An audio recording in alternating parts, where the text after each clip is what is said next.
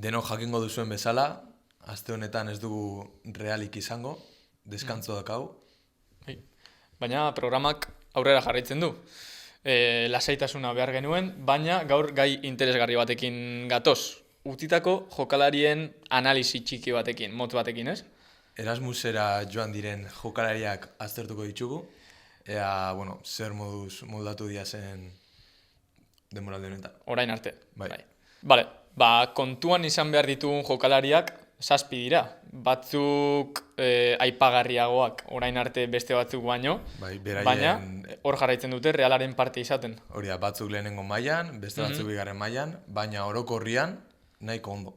Bai, agian nabarmenena orain momentuan Sadik ari da izaten, ez?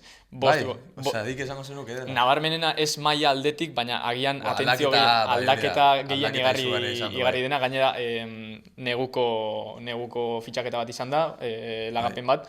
Orduan, esango dugu orain momentuan bero dagoena, ez? Bero. Bai, modan daun jokalaria hori da. 5 gol sartu ditu, Realean baino gehiago da. Bat kopan eta 4 ligan, 2 gol sartuta Osasunaren kontra. Bai, eta gero ezin dugu ahaztu Carlos Fernández ere, Kaizen dago, bere denboraldia nahiko kaskarra izaten ari da. Uste dut asistentzia bakarra eman duela, golik ez du sartu. 1300 minutu jokatuta. Bai. Nahiko, azkenian ikuste Carlos Fernandezekin espero genuen, baino askoz gitxio eman duela. Bai. Eta gainera Granadan inzuan denboraldia ikusita. Bai, gero Alberto Davide dago Mirandesen, ondoren joango gara Mirandeseko bestearekin, baina... Bai, honek protagonismo nahiko gitxi. Bai. Jolastu ditu 200 minutu baino gitxio. Bai, oso gutxi da, ez? Eta honek, aipatu biharra dago, Dadiek aurten amaitzen duela kontratua. Agian bere azken aukeraren aurrean dago, ez? Mirandesen. Aprobetxatu duen ala ez, ez da bai da dezakegu, baina momentuz ez dira. Ez du ematen, ez? Ez. Eta gero azkenik Robert Navarro daukagu. Batzutan astu egiten dugu oraindik Realaren parte dela, denontzat ezaguna izango da, Atletikekin daukan amodio historio hori. Bai, badakigu agian nola maituko den historia, eta, zeo zen eba oso aipatu. Oraindik Realaren parte dela, Jagobaren taldean dagoela Mallorcan denboraldi kolektibo on bat egiten, baina individualki beti falta izan zaiona, numeroak. Nik uste teknikoki jokalari oso potentia dela, baina ez dakit agian taldian ez da oso ondo barner hau, ala ez. Baina, aurten ere amaitzeko kontratua eta segurazki datorn urtean Realetik egon ikusiko dugu. Imanoli ez dut uste Grazia handirik egingo dionik Robert eukitzeak bueltan, ez? Eta gero ezin ditugu ahaztu aipagarrienak direnak orain arte. Agian etorkizunari begira Realari gehien eman diesaioketenak, ez? Lehenik eta behin. Bai, etorkizuneko proiektua dira 3. Bai, gazteak dira. Lehenengoa, eta nik uste garrantzitsuena edo behintzat momentuz denboraldi onena edo aipagarriena egiten ari den jokalaria dela, da Gorrotxategi. Jon Gorrotxategi, Eibartarra. Eibartarra. Bai, pasa den urtean berritu zuen kontratua Realarekin, 2027 urtera arte. Eta, nahiko berezia da kasu hau, ze ikusi dugu zen jolastu duela, baina ez da, edo behintzat protagonismoaren aldetik ez da oso aipagarria edo... Bai, ez du sortu agian jokalari handi horiek sortzen duten zurrumurrua, ez? Hori da.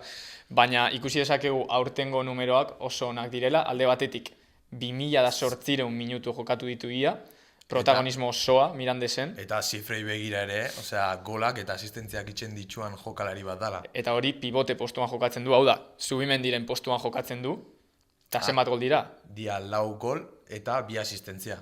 Horrek oso ondo hitz egiten du, bai bere denboraldiaz, eta bai bere bigarren mailan erakusten ari den bertsoaz. Esan dezakegu denboraldi hau oso ondo etorriko zaiola, eta bere aukerak urrengoko urtean Realeko lehenengo taldean egoteko oso altuak direla, orain momentuan. Eta, kasu honetan,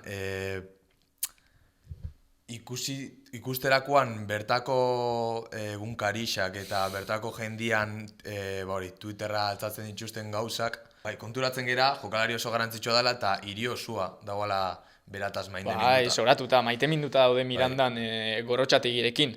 Eta bere kasu antzekoa, baina lehenengo mailan Urko Gonzalezena da, ez? Bai, Imanolekin minutu gutxi euki ditu. Bai, protagonismo oso gutxi. Azkenengo denboraldietan.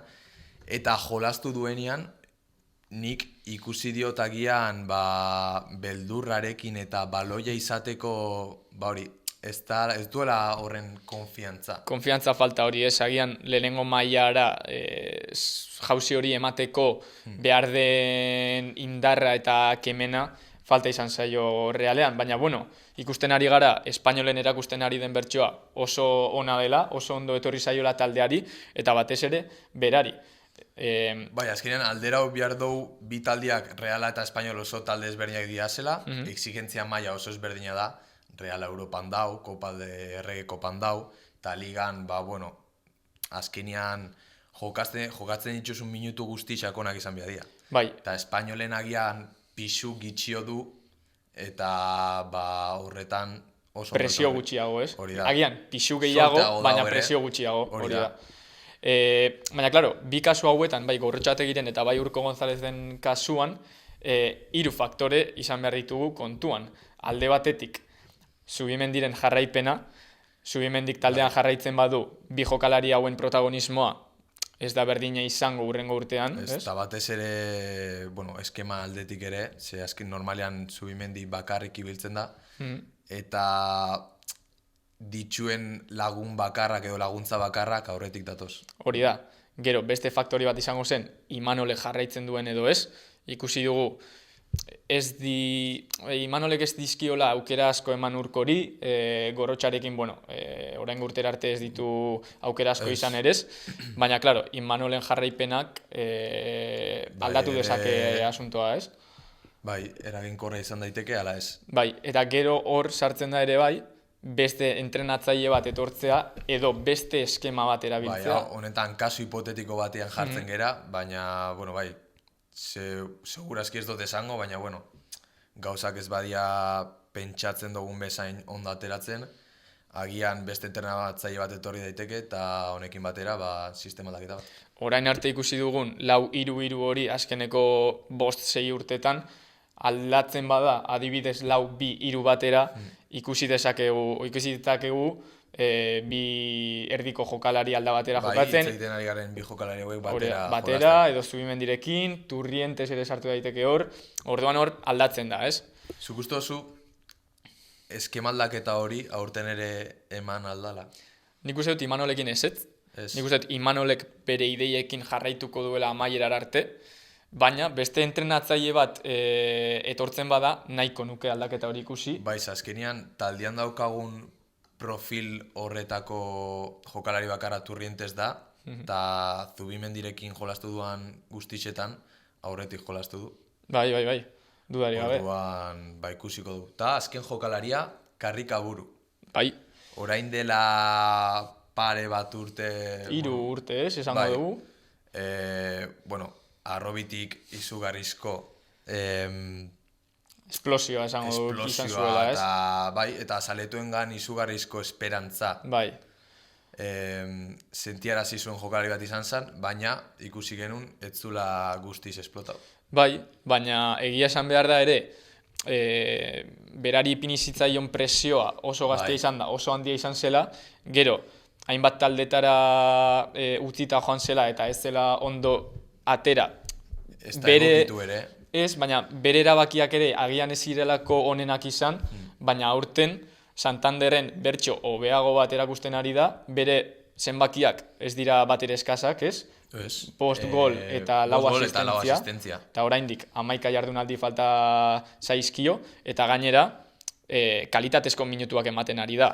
Bai, argi ikusi duguna hiru kasu hauetan da, azkenian beste talde batera juterako orduan, hobeto dala agian mailaz jetxi eta minutu gehiago izan, bai konfiatzen aldetik eta baita fizikoki, guk Espainian bigarren mai oso potentia dakau. Oso, bai.